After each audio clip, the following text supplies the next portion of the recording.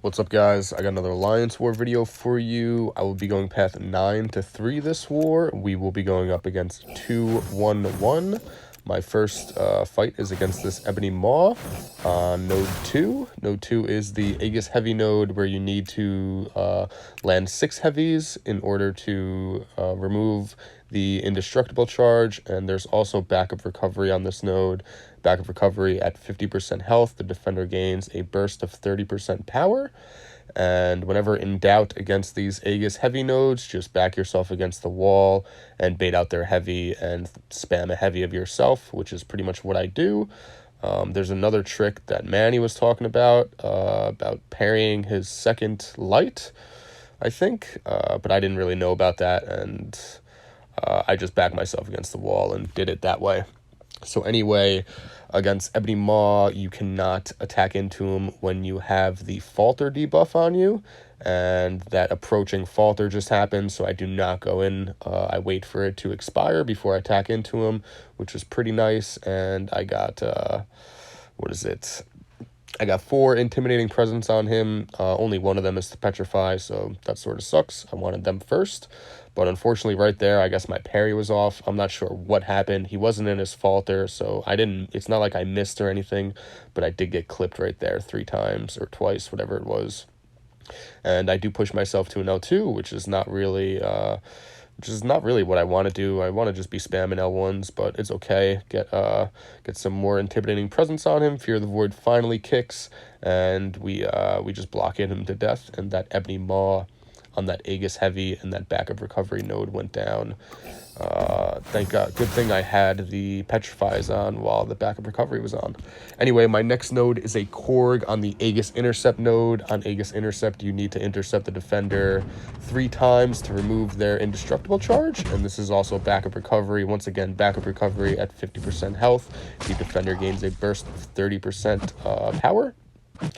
And with against Korg with Ghost, it's pretty easy to bait out his rock stacks or whatever those are, where you can just phase and land on mediums. Unfortunately, I do not get all of the indestructible charges off of him, and I do push myself to an L3, and I do let it off. I should have held it for a little bit longer, because I should have waited for his rock stacks to gain back, and then I could have dropped the L3 and removed them all from the L3. But unfortunately, I was not thinking, and I just went for it. I just dropped the L3 while he was not in his rock shield form, whatever the hell it is. Anyway, we're doing a pretty decent job. We're still at 100% health, and not after that block hit, though. And I finally do go in for a medium while he was in his rocks charge. I forget what it's called. But we do land a mean L2, and we do get a decent evade on that L1 from him. And right here, we do get clipped by it like a scrub. But it was okay because we did evade, I think, 2 of them prior to getting clipped by it. So I was pretty stoked about that. Right now, we are feeding those orange buffs. We're trying not to feed too many of those. I forget what all these buffs are called. Sorry. Anyway, we drop the rock stacks off of him, and we drop a mean L2, and that Korg on that Aegis Intercept node goes down in 47 hits, which is a little bit too many hits for my liking. Anyway, on to path 3. I rarely take this path, but it is a biohazard path, so I guess it's pretty good for Ghost. My first fight is a Mephisto, and this node is the best defense. The defender gains 60% chance to evade and auto block, and if they do evade or auto block, they gain 30% of a bar of power. So I'm trying to only attack him one time, trying not to trigger that best defense node. So we're only doing 1-hit combos, trying to get to an L2 and just drop the L2, which I do right now. And I do have a bleed on me, but that's fine because that's just going to feed my Ghost Furies. And we're doing a pretty decent job evading these L1s, phasing the first hit of it, and then evading the rest. And I got to an L1 myself, and we got that Mephisto down on that, the best defense node and that biohazard node.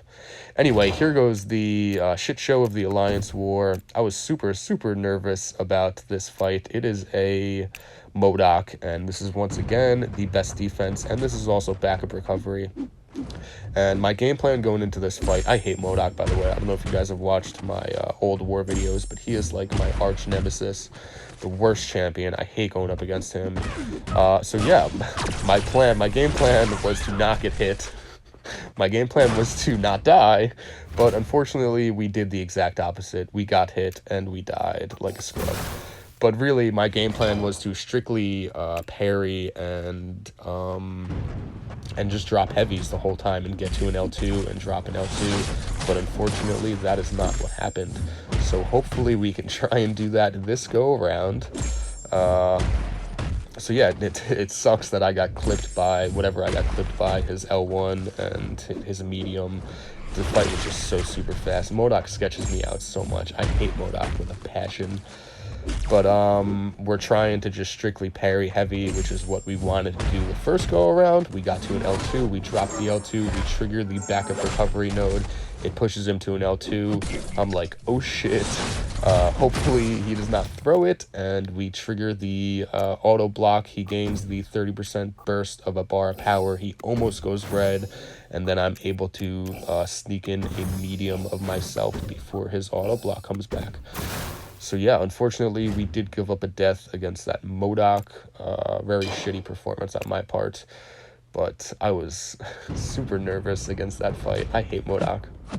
Anyway, on to this Quake mini-boss. This Quake is enhanced SP1. SP1 is unblockable, and it is also stun immunity. I've taken this Quake a ton of times with my Ghost. She is super, super easy with Ghost. All you gotta do is just phase and intercept phase, one-hit combos, and get to an L2, and spam that L2. So right here, we get a mean intercept, the only intercept of the war, I think, and get to another L2, and that Ghost, not that Ghost, that Quake on that mini-boss node goes down. So that is it for me in this Alliance War. Unfortunately, we did scrub it up and give up one death. B-Manny just soloed that Havoc boss. Great job, B-Manny, with his Warlock. Big shout out to 211. Congratulations to all the MVPs. I hope you guys liked this Alliance War video. Till the next one. Peace.